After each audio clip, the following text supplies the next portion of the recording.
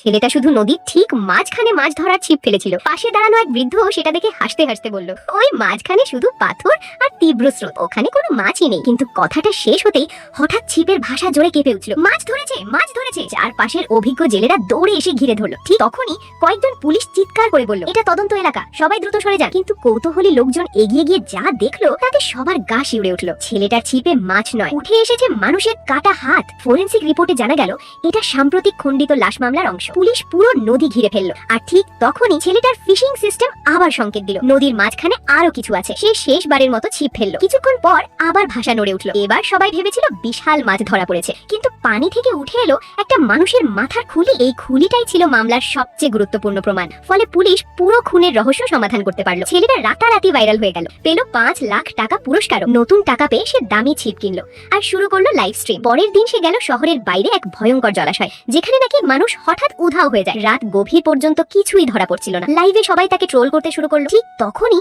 হঠাৎ ভাষা তীব্রভাবে কাঁপতে লাগলো। ছেলেটা প্রাণপণে টান দিল। সবাই ভেবেছিল এবার নিশ্চয়ই বিশাল মাছ, কিন্তু পানি থেকে উঠে এলো বিশাল এক সামরিক ড্রোন। পুলিশ এসে ড্রোন খুলে দেখে ভেতরে কোটি টাকার অবৈধ চিপ পাচার হচ্ছিল। এই ঘটনার পর ছেলেটা আবার ভাইরাল হয়ে গেল, আরো 10 লাখ টাকা পুরস্কার পেল। এরপর সে সিস্টেম থেকে এক বিশেষ ক্ষমতা আনলো। এখন তার ছিপের আশেপাশে এলেই মাছ নিজে থেকেই টোপ গিলে ফেলে। পরদিন সে গেল এক প্রাইভেট মাছের ঘেরে। মালিক গর্ব করে বলল, এখানে হাজার হাজার মাছ আছে। কিন্তু ঘন্টার পর ঘন্টা পার হয়ে গেল, একটাও মাছ ধরা পড়লো না। কারণ লোভী মালিক পানিতে রাসায়নিক মিশিয়ে মাছগুলোকে দুর্বল করে রেখেছিল। সবাই যখন ছেলেটাকে নিয়ে হাসাহাসি করছে, ঠিক তখন সে নিজের গোপন ক্ষমতা চালু করলো। পরের মুহূর্তেই পুরো পানির নিচের মাছ তার দিকে ছুটে আসতে শুরু করলো। পানি ফুটন্ত কড়াইয়ের মতো ফেটে পড়লো। আর ছেলেটা ছিপ তুলতেই দেখা গেল সোনালী মাছ দিয়ে পুরো ছিপ ভরে গেছে। সবাই হতবাক।